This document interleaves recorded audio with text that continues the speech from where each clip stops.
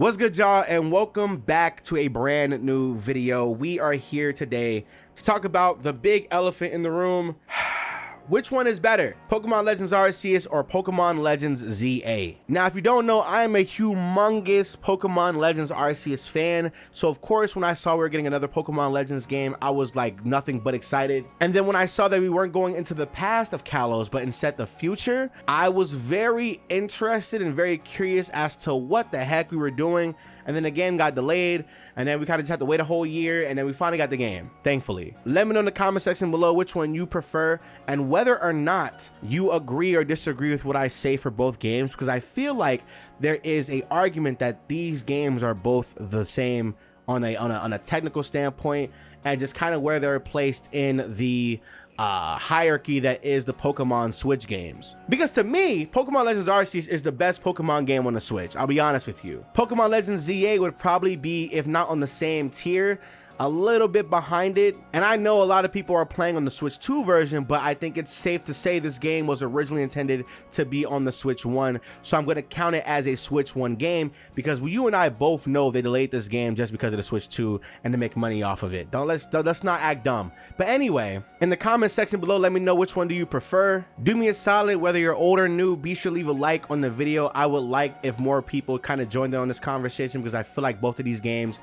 have an argument for best Pokemon game of all time if we're talking on the Switch, and I guess in general, because I think these games, specifically the Legends games, are up there with like the Emeralds, the Platinums, the Heart Gold, Soul Silvers, the Black and White 2s. I think these games are up there for sure, especially from a gameplay standpoint. I'm gonna separate this section of the videos into different, like, I guess, talks. This will be the Pokemon Legends Arceus section, and then the next one will be the Pokemon Legends ZA section. I'll put the timestamp in the description section below. We're gonna go in order. We're gonna go in order of story, music, and gameplay. Now remember, gameplay is king, so it's the most important thing here, so I figured we keep that at the very end, and then at the end of the video compare it. But anyway, let's get into it. Starting off with the story, in Pokemon Legends ZA, you are taken away from your time, I think in your sleep, because you're damn near in your pajamas, and Arceus is like, yo, we need you to come here so you can like fix this because something's about to happen. And obviously we're all very confused as to what's going on. We get jumped down into this brand new area, this wormhole-ish thing, which is crazy because if you remember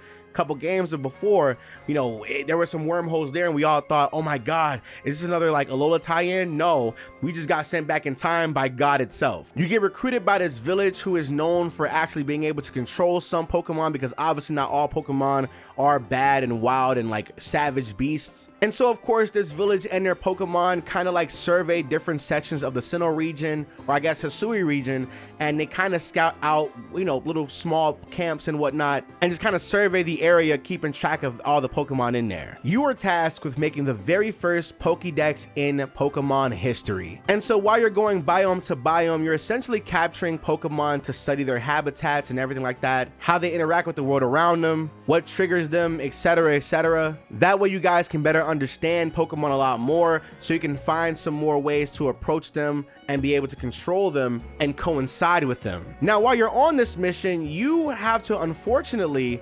intervene with these guardian creatures that have been blessed with the power of Arceus, who are mysteriously going on a rampage. Meanwhile, there's two factions, the Diamond and Pearl clan, who are like on the brink of war. All it takes is like one thing to happen, but thankfully, because you guys are kind of like the middleman, the village that you've been recruited by just basically does like tasks for them. That way neither of them overstep on their noble Pokemon. While that's going on, there's like this weird blonde, I guess like merchant guy that looks just like Cynthia, who's literally following you around, bruh. Now, I'm not gonna go into full detail, but essentially you go into these different types of biomes and you quell the noble Pokemon that's associated to these clans, while also trying to create the first Pokedex, and then finding out there's something wrong at the top of Mount Coronet. You see, nobody knows what's going on, but there's been a whole bunch of like wormholes that have been opening up, the same ones that we kind of have been falling through, and they're causing a whole bunch of chaos in the Pokemon world at the time. But unfortunately, that's not what's happening. You see, the more Pokemon that you do help, the more chaotic the wormhole becomes, until at some point it becomes so unstable that it damn near resembles the Diamond and Pearl time rift that happened at the very end of the climax of the story. The village leader blames you, banishes you,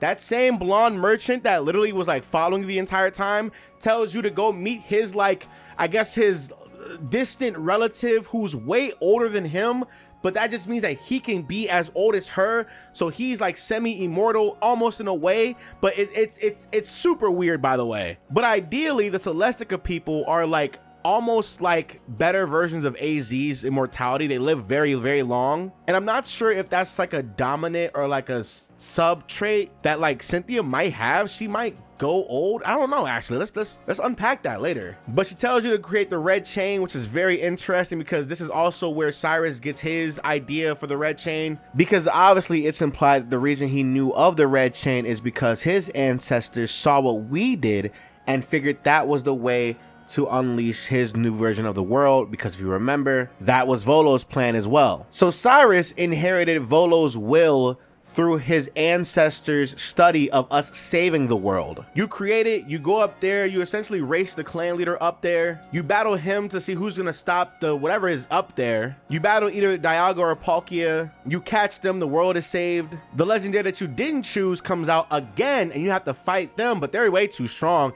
and you just got done fighting the other god. So it's like, damn, I kind of have to leave. You create I guess the first Master Ball, essentially. You go up there, catch the other legendary Pokemon, so now you have both Dialga and Palkia, and basically whatever conflict there was in the region is basically done, but Arceus, the person that brought you here, basically wants you to catch all the Pokemon, including the legendary Pokemon, to go ahead and battle him. That same blonde merchant literally follows you around as you're catching all these Pokemon, and when you're about to go confront Arceus, you have to battle him, and you find out he's actually been the one doing this entire thing. He fights you, you somehow beat him. He doesn't necessarily give up, but he basically just walks to Earth now, kind of like how AZ and Lysander do now, while damn near doing like a Skyward Sword like curse on you, basically doing like a promise to Arceus that he will be back and he will try to do something else. You free Giratina from him, you go and catch Giratina, and that's pretty much the end of the game. It's not really answered if the player does go back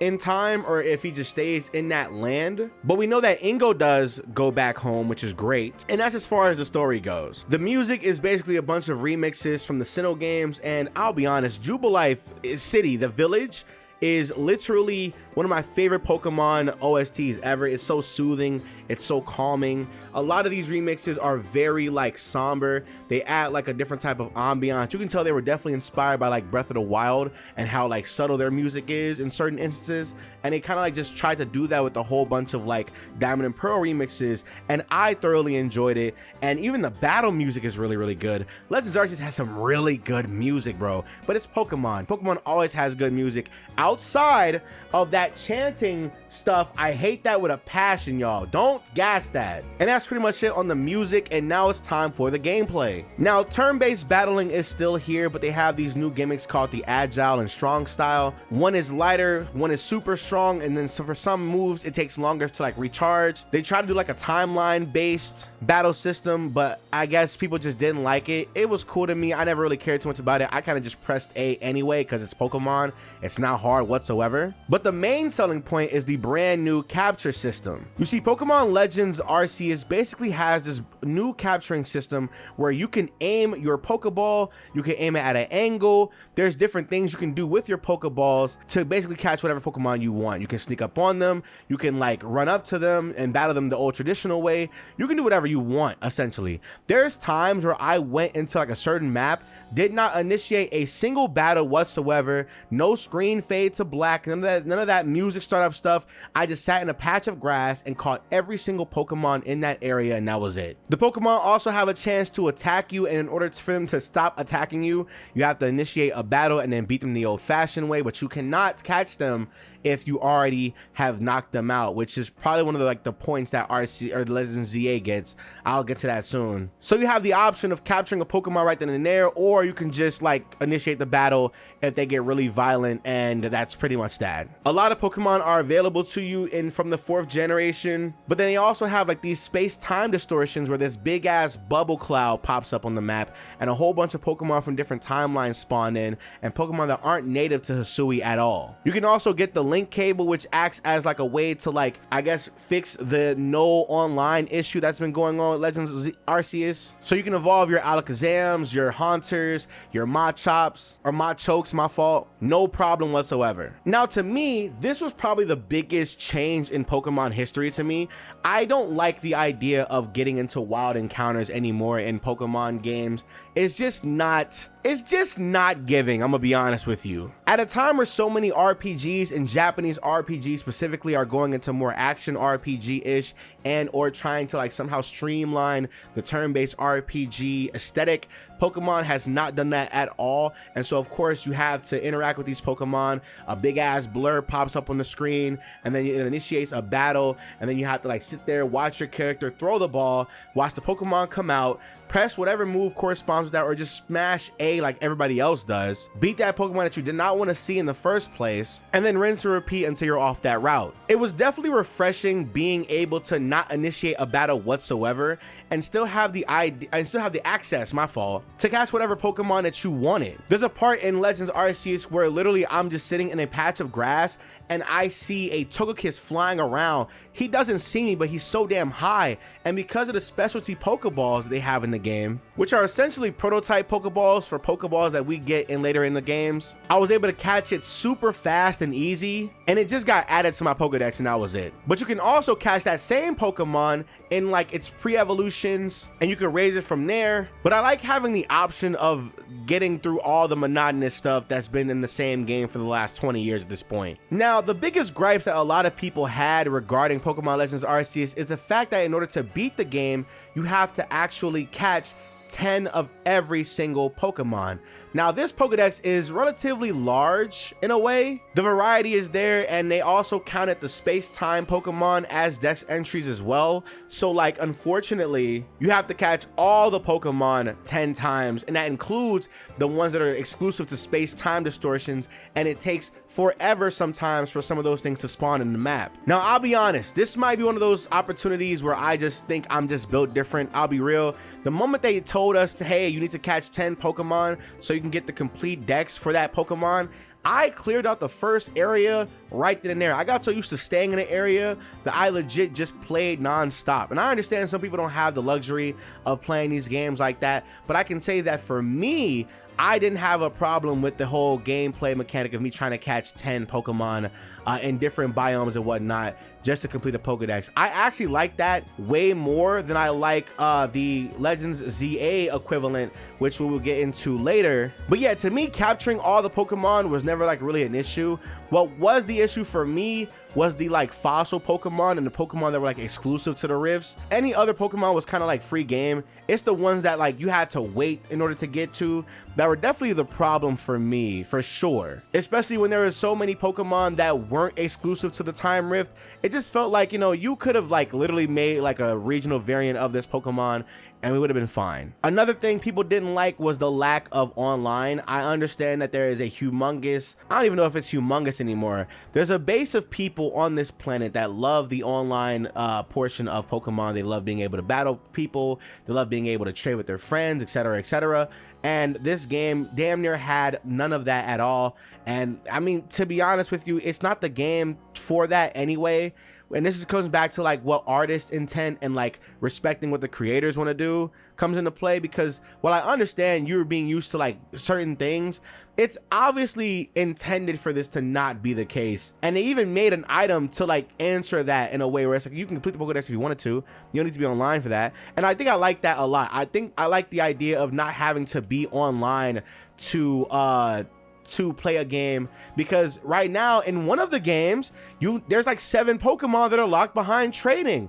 Imagine being somebody that doesn't want to pay for Nintendo Online, or imagine being somebody who doesn't want to like who doesn't have friends like that to trade around them or whatever, so they have to like rely on people in like Discords and forums and whatnot, and that's just not viable. Some people aren't like that trustworthy anyway, but we'll get into that later. But I just want to put that out there that like they had options for people who didn't want to go online or who couldn't afford online to be able to do things, and that to me is cool. The game also looked like trash. Unfortunately, Pokemon games on the Switch just do not look good. It's really until the Switch 2 got shown off that we finally started to see like what the art style of Pokemon fully fleshed out fully 60 FPS, 4K looks like.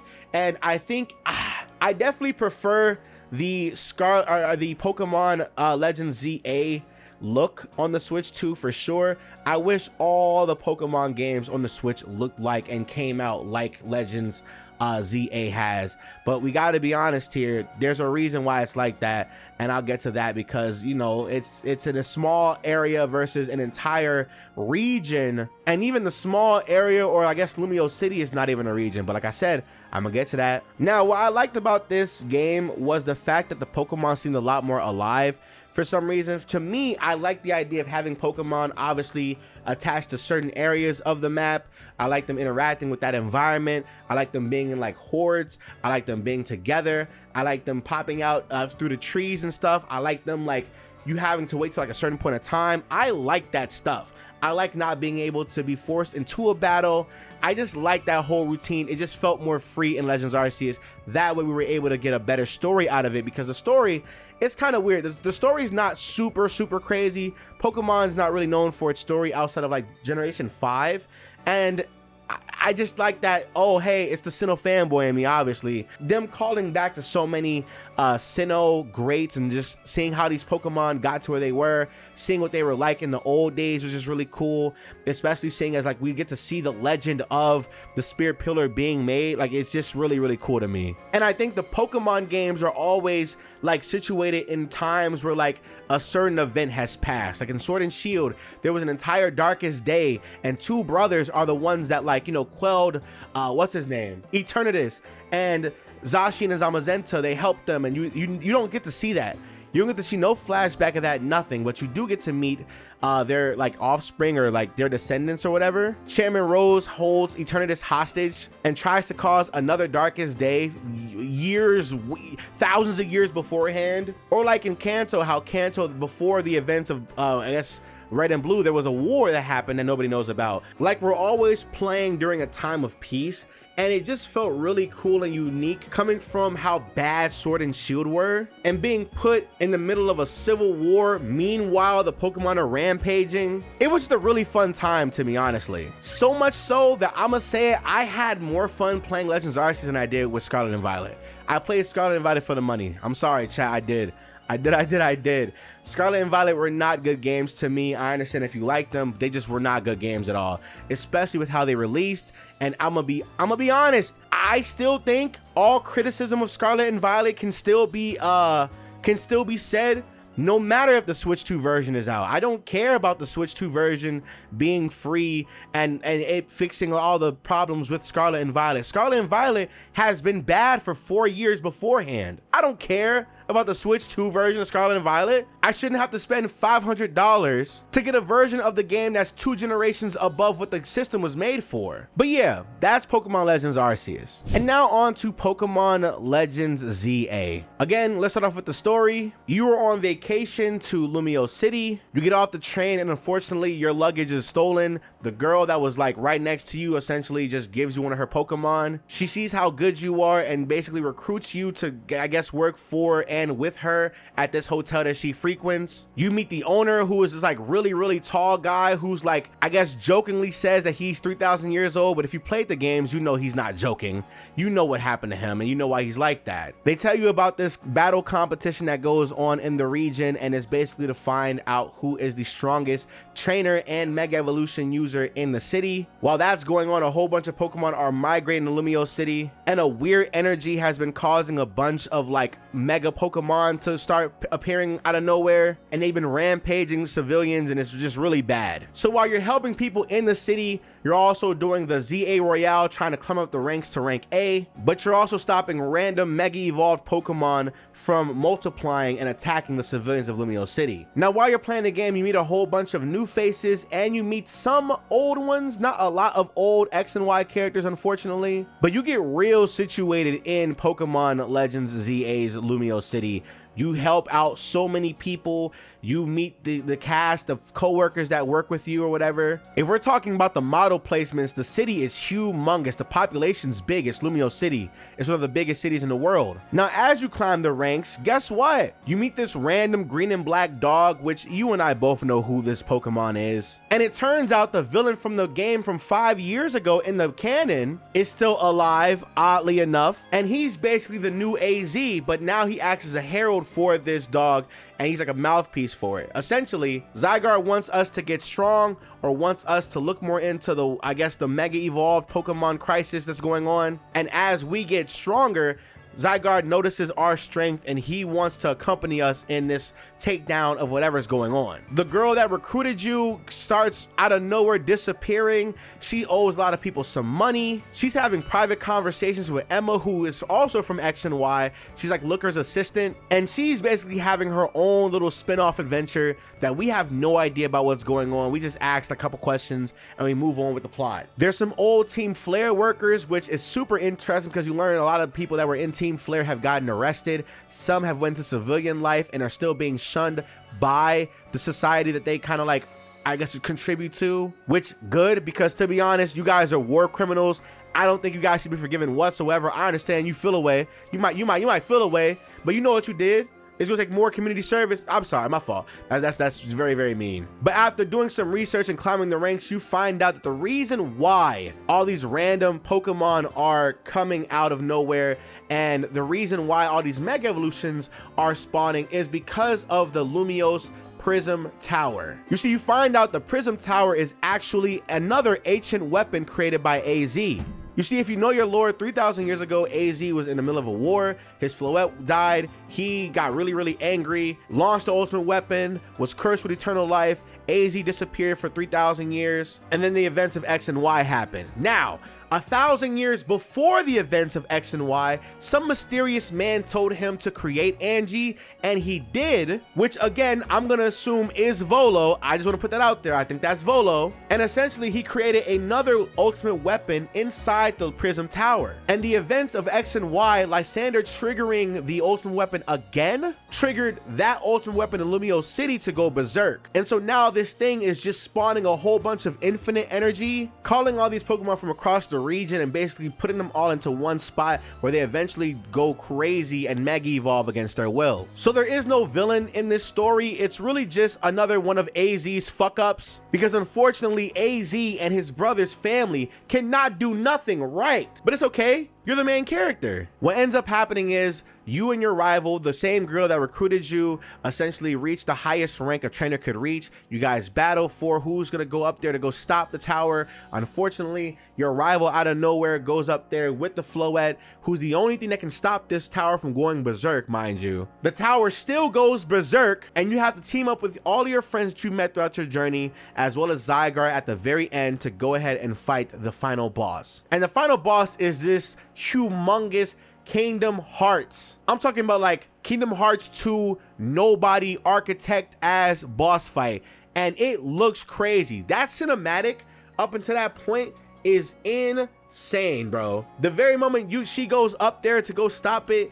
all the way to the moment where we lay AZ to rest, is crazy. Yeah, I'm sorry I spoiled that for anybody. AZ dies at the end. It's the end of the game. He dies. After 3,000 years, he finds peace with his fuck-ups, which is super interesting because I don't know how an immortal dies. So I'm assuming the 3,000 years is just the 3,000 years until you repent. So I guess Zygarde, or I guess the world, puts these guys in like an Izanagi until they're able to change their ways or whatever. It's weird. But ideally, AZ dies, he passes away, and AZ's Floette goes to your rival. Your rival keeps that. She becomes the main person of the hotel. As you keep playing the game, she gives you AZ's Floette. You find out that the leader of the Quasartico Inc. is her grandmother. She becomes the CEO, the new CEO, and then you have to fight Zygarde. You tame him. Then Lysander comes and he basically says goodbye. He goes on another 3,000 year adventure, and we will more than likely see him in different future games for sure, because we're not going to the past unless we are referring to whatever Pokemon Legends Galar that this game seems to be alluding to, because if you don't know, there's a letter from AZ that tells him about him being there. He confirmed AZ was there during the darkest day. That's one of the biggest fan theories, but it confirmed that he was there during the darkest day. We don't know if he was a key component in the darkest day. We don't know, but we know that he was there. He was there during the darkest day, and we might be going back to Galar. There's a whole bunch of Galar references in ZA, so who knows what? I don't even know what's gonna happen at this point anymore. But that's as far as the story goes. We're not sure if we leave or anything like that at all. That's just as far as the story goes. This whole entire game seemed like plot for, like, set up for a brand new other Pokemon adventure, and this was like the most filler episode or filler arc ever created. To me, this game seemed more like a Pokemon Heroes, like a random Pokemon movie. Like, our main character was somebody on an adventure already, and he just, you know, he just happened to be the guy to stop the city at that very moment that he was there. You know, it's kind of, it just feel weird because we're not like some prodigy.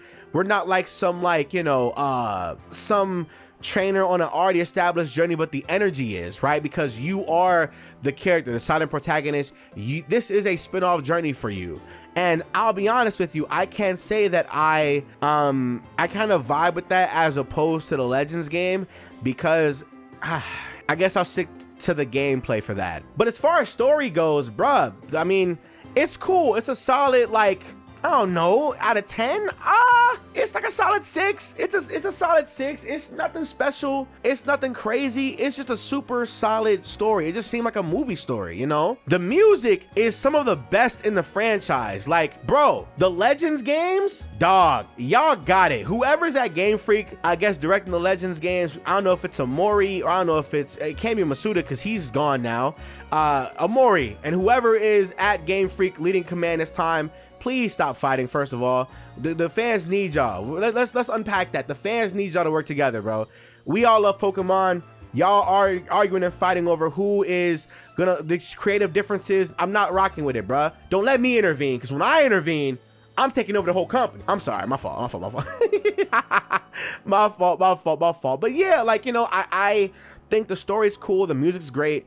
It's the gameplay is where it gets me, right? The gameplay in this game, instead of being more tailored towards turn-based RPG, but we're gonna be focusing on the catching has returned, but the catching isn't as dynamic as it was in Legends Arceus, but we have a brand new battle system.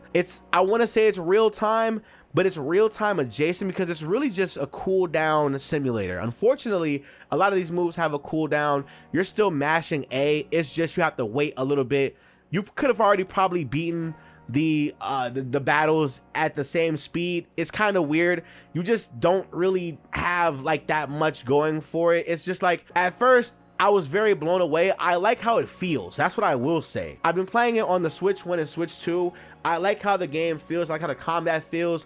I hope that they take this gameplay format, this battle format, and they take the dynamic approach of the capturing style from Arceus, and whatever next game that we get in the series needs to like be the perfect mix of the two. I love the capturing in Legends Arceus, but I also love the battling in Legends ZA. But that is kind of where it ends for me, because unfortunately, what's different about Legends Arceus is that like those little biomes are about the same size as like the wild area in Sword and Shield. So you have 5 biomes the same size as Sword and Shield. You have a hub town that's like, over time it gets built from scratch, and it just keeps getting bigger and bigger and bigger. So the settlement just grows as you continue to grow. Whereas Lumiose, you kind of help all these random people that need assistance, but they don't really need assistance, to be honest. You see a small amount of these NPCs that you're helping out in the side quest want something from you. They either want a Pokemon, they either want you to show them a Pokemon, whether it's in battle or just show them in general, whether it's to get like a perfume from them, to get like an artistic flair from them, to trade or whatever. Like there's only like there's a few of those trainers that exist in this game. The rest of them are all tutorial like trainers. For some reason, at like level 60, I'm fighting NPCs that are trying to teach me about poison and paralysis. Why? Again, there's an NPC that quite literally tells you about rain when it seldomly rains, and she literally dies in battle so fast if you're a competent trainer at all. And it's just like some of these side quests aren't even real side quests. They just seem very empty and very like cheesy, almost superficial in a way to like blow out the game time. And it's just, I just can't rock with it personally. Especially with the mobility of the game. I thoroughly enjoy the ride Pokemon in Pokemon Legends Arceus. I think having different Pokemon per, I guess, HM, because you gotta run through things, you can surf through things, you can run, you can hop, you can fly. Whereas in Pokemon Legends ZA, you're only stuck in this one city, and there aren't any rollerblades, there aren't any skateboards, there aren't any scooters in this game. It's just you running, and then you not even gliding on the rooftops. You do like this big ass like hop up, and then that's it for the entire traversal, the intervals of the game. And it's super interesting that they did this, because if you look at like old alpha footage that got leaked, unfortunately, they had Go-Go in the files. They had a whole bunch of Pokemon you can ride on in the files, but they swapped that for a Rotom that doesn't even help you. You don't jump over things, you quite literally just jump off a building. It like comes out delayed a little bit, then you have to like do like this big jump up, and then you're on the other building. Or sometimes you fall because you didn't go too far.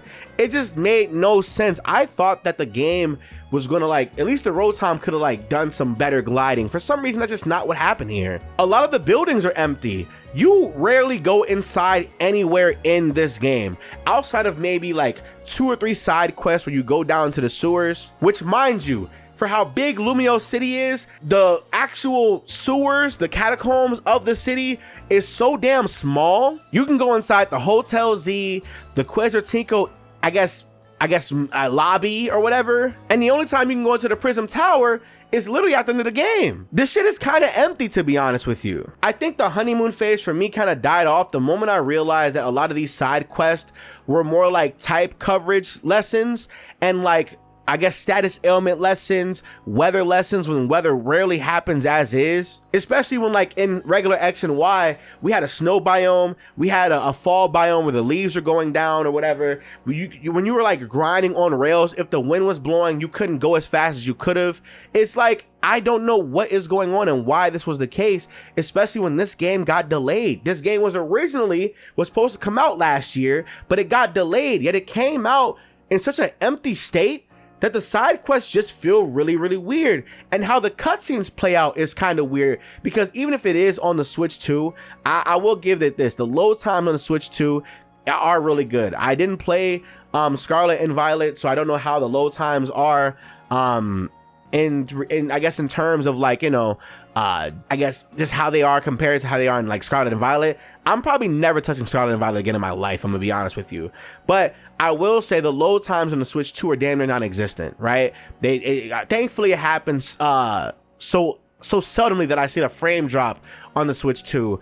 But that cutscene shit they still do, where like the screen fades to black, cutscene happens, it fades to black, that Pokemon runs away. Like there's a Moga side quest, or not a Moga side quest, it's a quest where you like where you chase this Dedenne on the roof. You walk up to him, black screen, he roars at you, walks away runs away really slowly, black screen. You chase after him, he's not going fast at all, he's not doing anything at all. You're jogging with this damn thing, right? And and bro, every time you see this damn thing, a black screen happens, and it's like, bro, why does this happen? Why are we in the Switch 2 era with games and seamless cutscenes are damn near non-existent? It makes no sense to me. I can't get past that. So when I see people say things like, oh, hey, like, you know, I think the gameplay clears, in my mind, I'd be asking, in what way? They're damn near the same exact game. It just runs better. It just almost runs a little bit better. That's pretty much it. I don't see what other people are seeing, but that's probably because the honeymoon phase for me has kind of like already died in a way. Like for me, I've had the game for like a week now. I've whatever new thing this game has going for it is not new to me no more. I've 100% of the game. Even when you 100% the game, you don't get like a certificate for completing the Pokedex. You get the shiny charm. Shiny charm's all right, cool. But people are abusing the shiny method that they already created anyway. You have to do 1,000 battles and 1,000 rock mashes in order to even get to the goddamn shiny charm. 7 evolutions are locked behind trading, so you can't do the link trade if you're a single player. They took away the link cable in the damn game, which is so weird because why is a link cable able to be caught in the past, but for some reason in the modern times, the link cable does not exist? It just doesn't make sense, chat. It's just not doing it. It's just not doing it for me. And I just gotta be honest with you, when I see people say that they prefer Legends ZA over, it just has to be the spur of the moment. It has to be like, you know, what's going on right now. It's the flavor of the month. People have already played through Legends Arceus. Legends Arceus, you have to 100% the game to beat the game. Whereas in Legends ZA, it's gonna take you a little bit of time to even get to where I'm at. I've 100% the game already. It's gonna take me another week if I want to do it again on the Switch 2 version that I'm playing on. I didn't transfer my save over. I just don't even want to. I don't even have any of my other games on my Switch 2.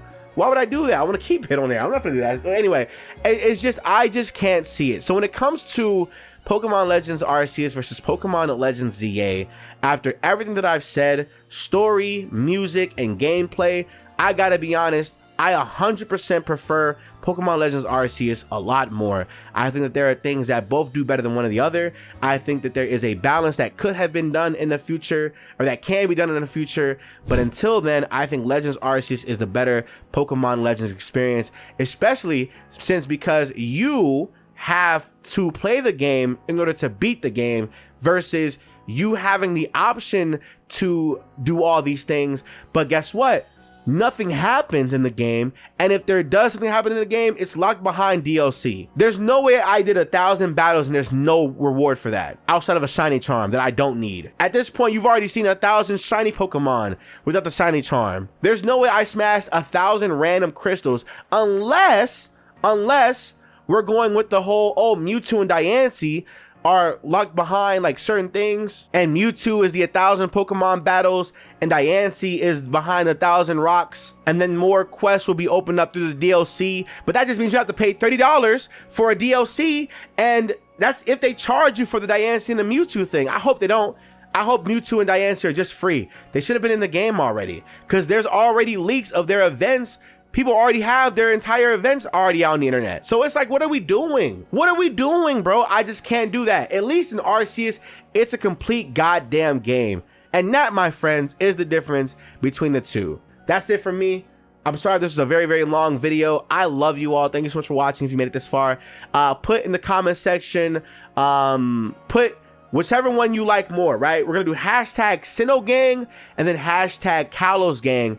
Whichever one you prefer more, if you made it this far in the video. And with all that being said, I hope you guys enjoy. Leave a like in the comment, and I'll talk to y'all in the next one. And I love you guys. Bye.